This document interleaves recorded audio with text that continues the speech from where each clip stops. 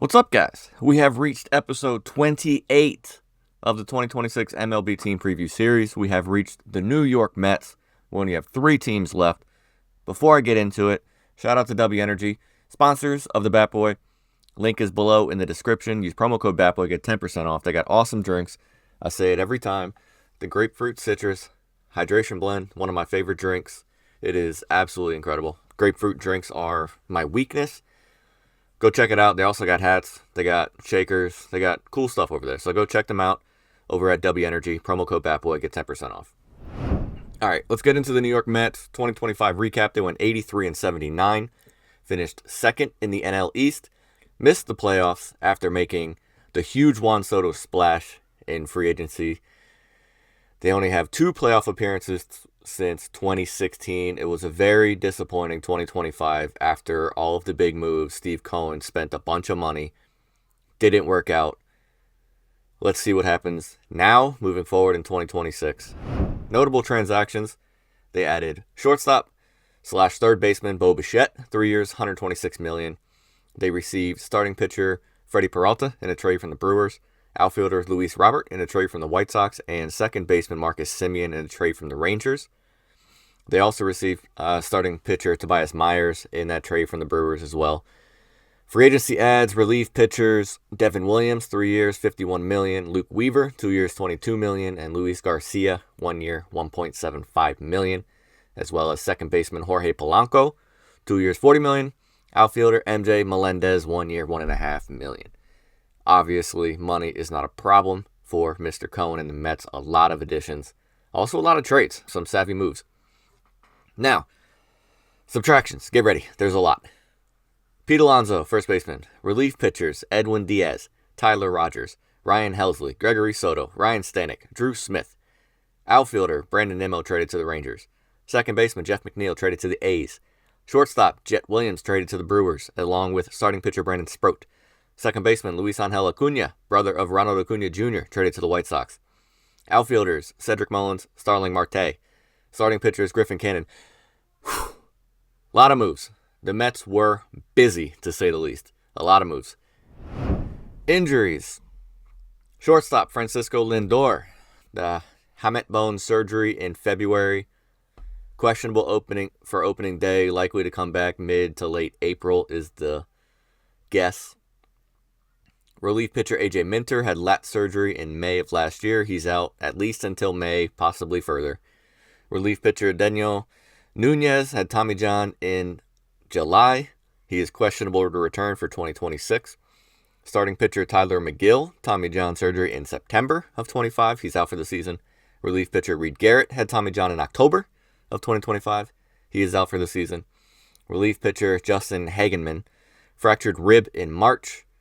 No timetable for his return. Some big injuries there. Francisco Lindor, obviously the big one. They kind of need him. He is important. Major storylines of 2026. I mentioned Steve Cohen's wallet. Obviously, he's, I believe, the richest owner in all of baseball. If I'm not mistaken, one of the richest people in the world. It feels as though after signing Juan Soto last year and not making the playoffs, making a bunch of other moves as well, it feels as though he's treating this like a fantasy team. That's my view from the outside looking in. It looks like he's treating this like a fantasy team. He's getting all the shiny toys. They're not coming together as a team. The Juan Soto situation was weird at the start of last year, but it kind of smoothed out. He had a great season. He was an MVP finalist. Can they come together now after the big failure of 2025? They also added a bunch more guys that need to fit in, a bunch more guys that need to mesh. If they miss the playoffs again, this fan base is literally going to lose their shit, and it's going to be a stain on Steve Cohen's tenure as owner of the Mets. This is a big, big year for this team. To the actual field, the lineup is loaded. I love the Bichette ad. I don't love him playing third base when he already can't handle playing shortstop. I would have loved to seen him sign somewhere that he could play second, which I think is the less stressful of all of the infield positions outside of... Actually, I think it's the least stressful of all of the positions in the infield. Would have liked to see him go there, but they acquired Marcus Semien, who is seemingly going to be in that spot. So it looks like he's going to play third. Obviously, they're more worried about getting the bat in the lineup. The bat is big. This is part of the reason why I feel like Cohen is treating this like a fantasy team. I feel like he's signing people with no reasoning on where they're going to go. Just give me the best hitters and we'll figure out a spot to put them, not realizing that the defense is a major role in this and Bo Bichette at third base is going to be a problem. The bat, however, is undeniable. He had a 3.5 WAR while playing literally the worst defensive shortstop in Major League Baseball. 311 average with an 840 OPS, 44 doubles. He had MVP votes in four of the last 5 seasons. Extremely low strikeout rate, bat to ball, 342 BABIP. Lindor, Soto, Bichette, given the health of Francisco Lindor, that's as dominant a 1-2-3 offensive punch as you're going to find in baseball. Lindor, Soto, Bichette is going to be ridiculous. Luis Robert, is he going to stay healthy enough to make an impact? I also liked this move, honestly, because I think the ceiling and the upside is there. The risk is, I think the risk is enough for them to handle based on what they have in the lineup elsewhere. I think if he works out, that lineup is absolutely absurd. If he doesn't work out, they got enough pieces in that lineup to make it work anyway. Very good when he's healthy. Hasn't been able to play a full season really ever. He played 110 games last year, which was the second most in his career, 6 seasons. In those 110 games, he hit 223 with a 26% strikeout rate. Not great. He's got Gold Glove defense, 30-30 upside if he can get like 130 plus games. The potential and the ceiling are extremely high. Just got to get out on the field. The pitching staff is interesting. The rotation is interesting to me. Freddie Peralta is going to be fine. We know what he is. He had a dominant season last year. He's going to be steady at the top of this rotation. Nolan McLean and David Peterson, kind of the bigger question marks, I think. Nolan McLean, we'll talk about him in a minute. David Peterson was an all-star for the first time in 2025. Had a 4.22 ERA. However, he had a 3.48 FIP, which could suggest a little bit of bad luck. ERA plus of 95, very league average, which there's nothing wrong with being league average. You don't want league average to be your number 2. That's the only downside. 3.5 walks per 9. Need to get that down a little bit. The 3.48 FIP suggests to me that the defense isn't great, and now you're adding another really bad defensive player in Bichette. That worries me a little. Clay Holmes, Sean Manaea, Kodai Senga. We need a couple of these guys to step up, probably 2 of them. Holmes was very solid in 2025 after being a late-inning reliever for the Yankees for the previous 4 seasons. He signed with the Mets. They turned him into a starter. He had a very good year. 1.14 ERA plus, 3.53 ERA. Walking a lot of guys, over 3.5 per 9. But he was very good. He surprised me in 2025 because he was a worrisome reliever for the Yankees. I think he led the MLB in blown saves in 2023. Just walking a bunch of guys, was just loading the bases, kept blowing leads. They took him out of that spot, eventually giving it to Luke Weaver, and then he signed to become a starter, which is probably a better fit for him because that high leverage situation didn't seem to work out for him. Had a good year. Sean Manaea, don't know what to get here. Don't know what to make of this recent history of Manaea. In 2025, he was bad. 5.64 ERA in 12 starts, 72 ERA plus.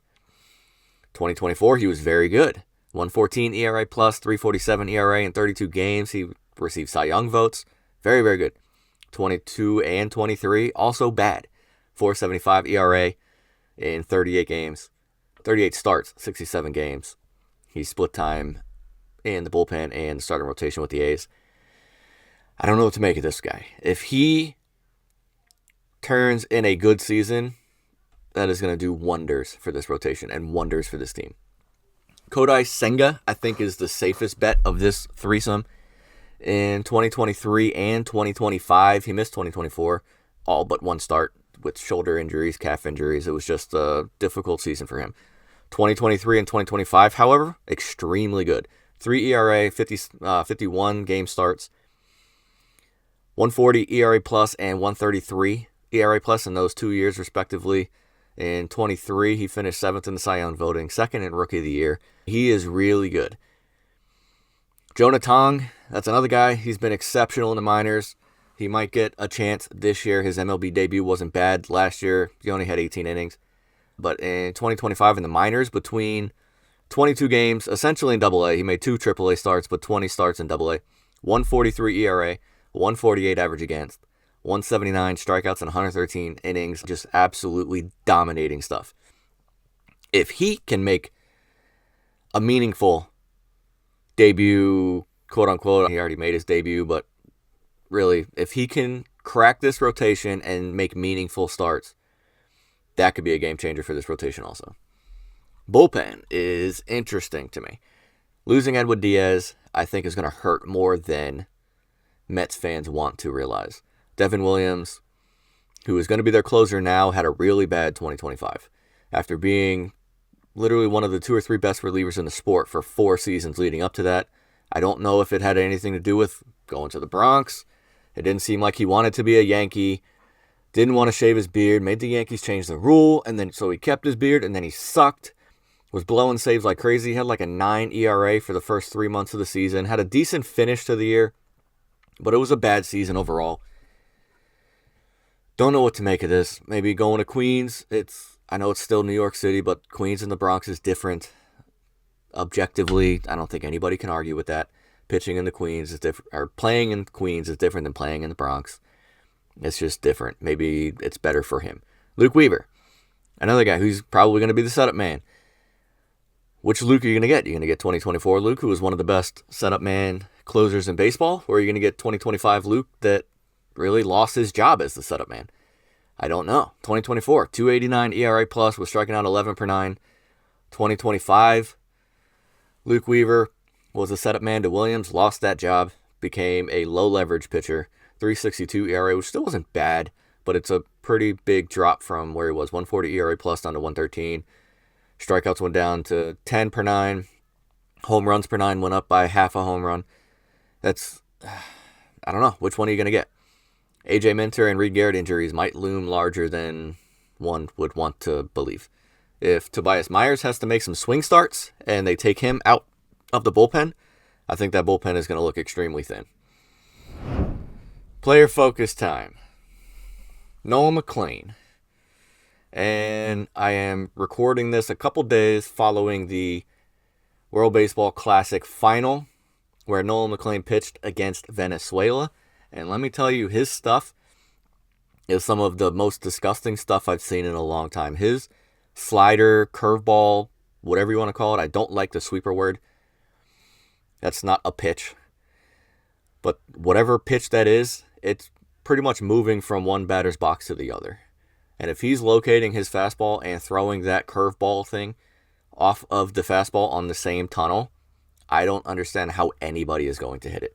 He's the number 1 overall pitching prospect in baseball, holds the keys to determining the success of the Mets rotation this year. If he follows up his great debut last year with a 2.06 ERA and 8 starts and builds on that, I'm not expecting him to finish the season with a 2.06 ERA. That's Paul Skeens type stuff. I'm not going to expect that. I think Paul Skeens is just generationally gifted. But if he can make 28 starts and get a 3 ERA, and while striking out 180 guys in 150 innings, that's a win. That's a big win. He creates some of the highest spin rates in MLB. That curveball is just absolutely ridiculous. 95 mile per hour sinker moving down and away from lefties. He's got the slider curveball thing that moves about 20 to 24 inches in the opposite direction. The changeup looks absolutely disgusting when he uses it. Doesn't seem to use it enough, but if he mixes that in and masters that pitch, we could be looking at one of the best pitchers in baseball for the next decade. And I'm not just saying that. He's made, in 2025 in the minors, he had a 2.45 ERA with a 1.92 average against. That is dominating stuff. He had a 1.96 ERA plus in 8 big league starts. He received Rookie of the Year votes, having only made 8 starts. He's still eligible to win Rookie of the Year in 2026. It's just, I am so excited to watch this guy. Mets fans should be so excited to watch this guy. Wish he would have beat Venezuela. I thought he pitched well against them. I think he got a little, I think he was trying to work a little too hard because of the lack of offense, and I think that affected his play, and Will Smith was having trouble receiving his pitches, which I think was throwing him off a little bit, but the stuff is absolutely filthy, and I truly think he's going to win a Cy Young or two before it's all said and done. 2026 outlook. The pitching staff, as I keep harping on, is going to be the driving force of the success of this team. If this rotation can put forth 4 good starters, I think Peralta is going to be fine. I think McLean is going to be fine. It's going to come down to Peterson, Minaya, Senga, and Holmes. We need 3 of those guys to be good or okay. If that happens, I think they're going to be in a dogfight with Philly for the division title. I think Atlanta's going to be a little bit better than they were last year, but I don't think with the injuries that they have to the pitching staff, I don't think they're going to be able to keep up with New York or Philly. And Philly is still just as good as they were last year. The lineup is going to be fine. I think the lineup is going to be really good. It's pitching. My opinion, if Zach Wheeler makes 25 or more starts, I think Philly wins the division. If Zach Wheeler does not make 25 starts, I think the Mets win the division. That's what it comes down to. If Zach Wheeler is pitching to the standard that we expect from Zach Wheeler, then Philly is going to be hard to beat. That's all I got. This is one of the most interesting teams to me this year because I think the lineup is going to be dominant, and I think the pitching staff could take this team potentially to a division title and battling it out with LA for a World Series berth, or it could take them to the point where they're fighting for a wild card. I don't know. This team is very intriguing to me this year. Shout out to W Energy. Go check them out. Link is below. 10% off, promo code BATBOY. Also, shout out to Sunday Swagger. Golf clothes, hats, kids clothes, women's clothes. They got awesome stuff. Go check them out. The code is embedded within the link. Follow that. Get 15% off over there. Tomorrow, actually Monday, we are out with the Braves and then the Dodgers on Tuesday. And then on Wednesday, the awards prediction. Spectacular. And then opening night, Yankees-Giants. All right, we will see you guys Monday.